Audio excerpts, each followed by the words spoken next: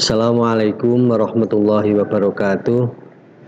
Alhamdulillahirabbil alamin wassalatu wassalamu ala asrofil anbiya'i wal mursalin sayyidina Muhammadin wa ala alihi wa sahbihi ajma'in, amma ba'd. Puji syukur alhamdulillah bahwa pada hari ini di bulan Ramadan ini, di bulan Ramadan yang mulia ini, kita bisa bersua meski tidak secara langsung tetapi melalui media yang ini juga kita harapkan menjadi bagian dari pola kehidupan baru dalam keadaan yang baik, dan semoga Allah selalu memberikan kebaikan serta kesehatan kepada kita semua.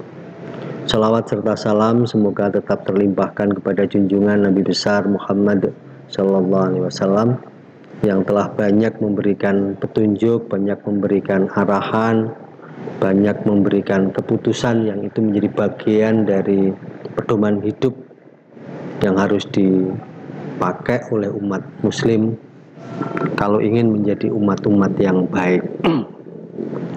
Para pemirsa, para santri yang saya banggakan,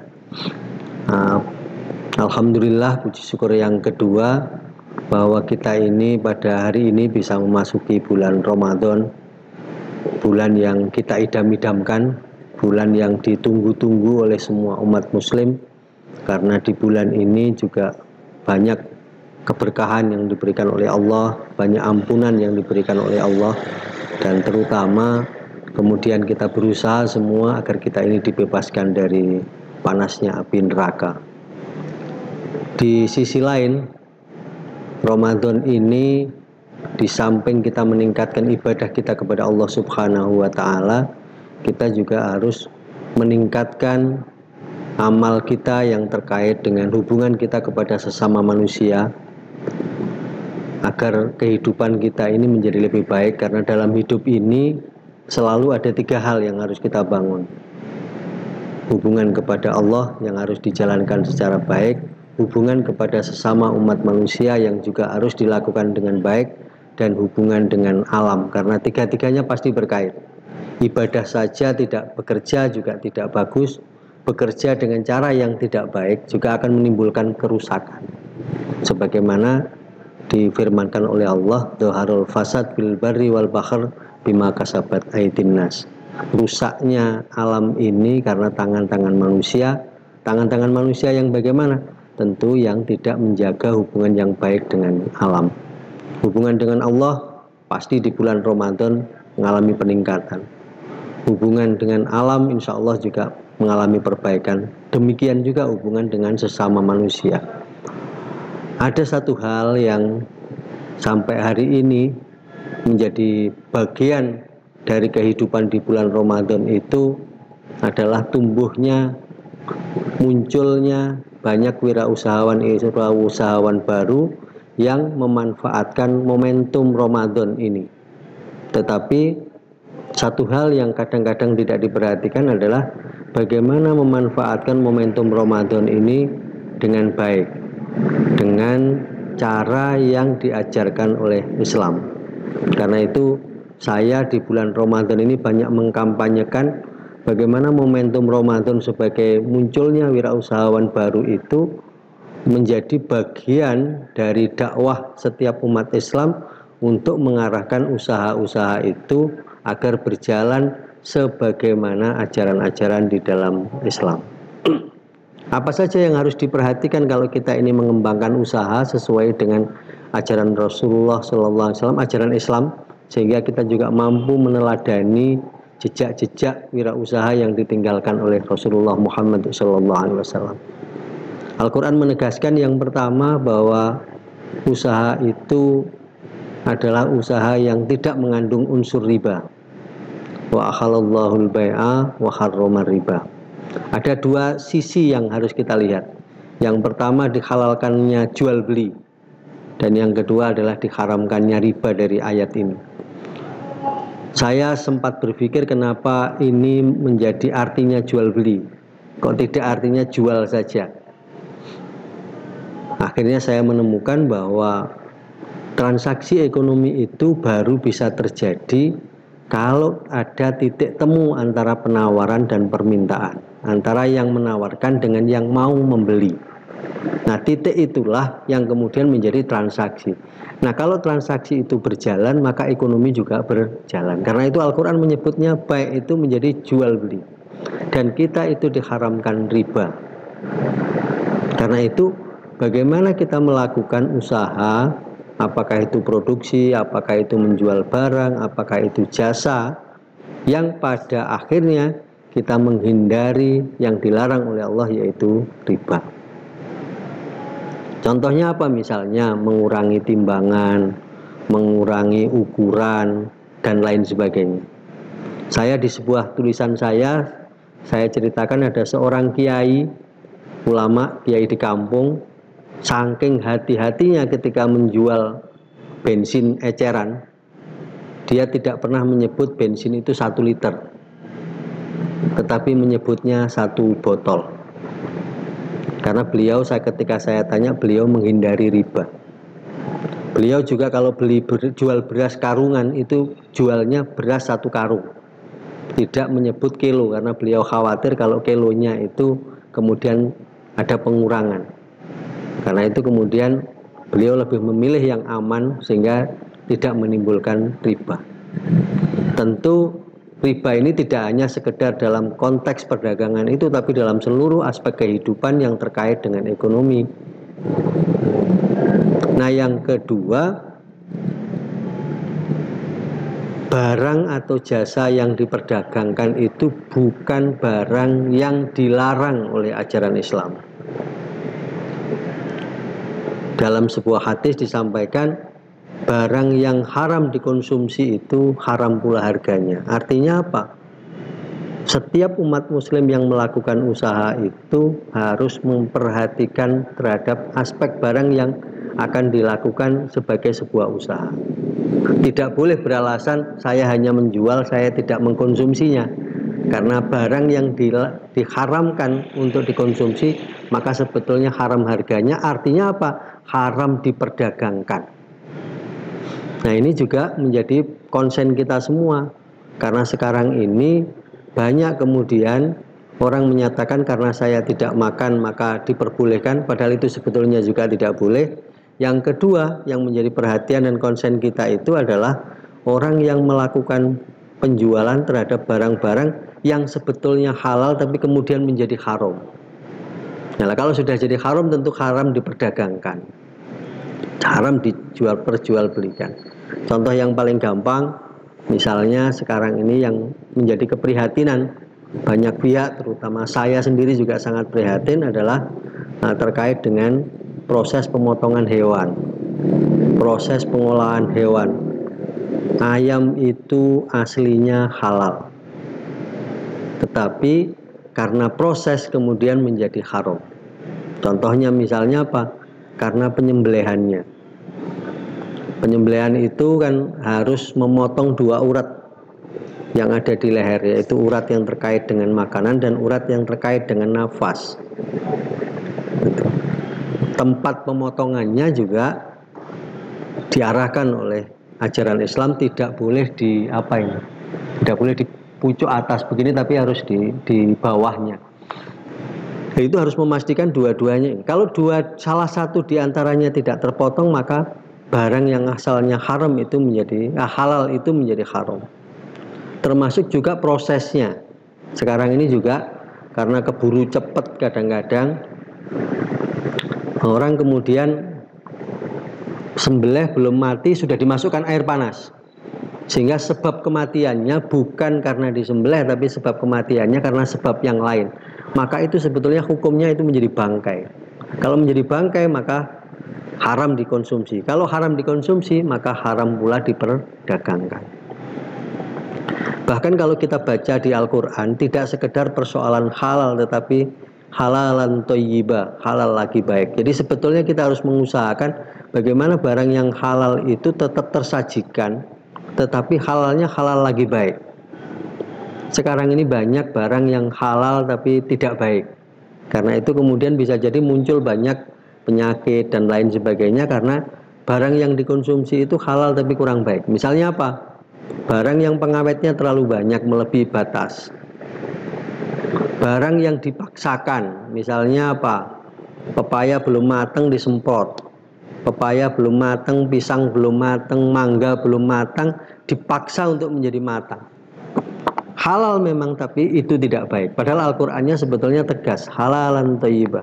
Hampir semua ayat yang menyatakan kehalalan sebuah barang dibarengi dengan kata yang thayyib. Karena itu ketika kita bicara persoalan ini, maka kalau kita ingin memberikan kemanfaatan yang lebih banyak dari usaha kita, maka di samping tidak menjual barang yang haram, tetapi kita juga mengupayakan barang yang kita produksi itu adalah halal lagi baik. Gitu. Ini yang kedua yang harus diperhatikan orang ketika menjalankan usaha, agar usahanya betul-betul baik dan kita menjadi wirausahawan yang baik sebagaimana diarahkan oleh Rasulullah. Yang ketiga adalah dijalankan dengan tata cara yang sesuai dengan Islam. Tata cara dalam Islam itu ada keikhlasan, ada ketulusan, ada kejelasan. Yang keikhlasan saya pikir jelas lah. Ada kesepakatan di antara kedua belah pihak. Tidak ada pembatasan informasi dan lain sebagainya. Tetapi yang berkait dengan kejelasan ini yang menjadi problem. Kenapa? Sekarang ini banyak orang menyampaikan, salah satu contohnya menyampaikan dua harga dalam satu transaksi. Jadi dua macam harga yang disampaikan dalam satu transaksi itu menjadi haram. Kenapa? Karena disitulah ada unsur riba. Contoh misalnya, berapa ini kalau tunai 100.000, kalau kredit 130. Dalam satu akad kita dilarang untuk menyampaikan dua hal dalam satu waktu yang berbeda. Karena itu ya kejelasan ini harus dipastikan apakah transaksi kita ini tunai atau transaksi ini kredit, dipisah-pisahkan, atau kita menggunakan akad murabahah di mana ada komisi yang ditetapkan pada kurun waktu tertentu proses pembayaran itu. Nah, ini yang harus dihati-hati juga. Tidak hanya persoalan itu, masih banyak sebetulnya persoalan penyampaian akad. Banyak orang yang melakukan transaksi, ketika itu melalui proses-proses tawar-menawar dan lain sebagainya, akadnya tidak disampaikan.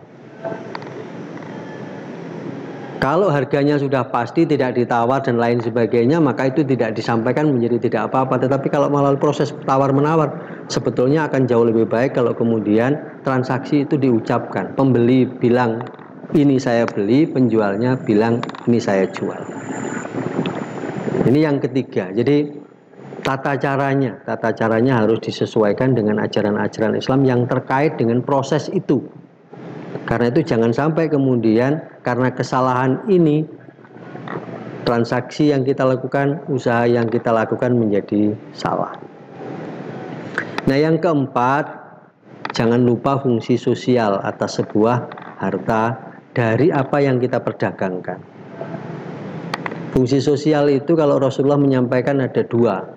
Fungsi sosial yang pertama, jangan sampai kita ini bikin usaha yang merugikan orang lain, yang mengakibatkan kerugian tetangganya dan lain sebagainya.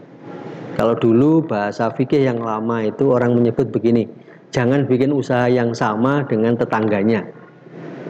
Tetapi kalau proses sekarang kan jangan sampai kemudian kita mengurangi pasar tetangganya sehingga tetangganya menjadi bangkrut. Jadi kalau pasarnya banyak, maka sama pun sebetulnya tidak masalah. Itu yang pertama.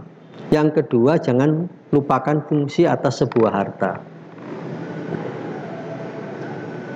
Saya paling suka dengan ayat di dalam surat Al-Dzariyat 19, wa fi amwalihim haqqul lisailin, lisaili wal mahrum.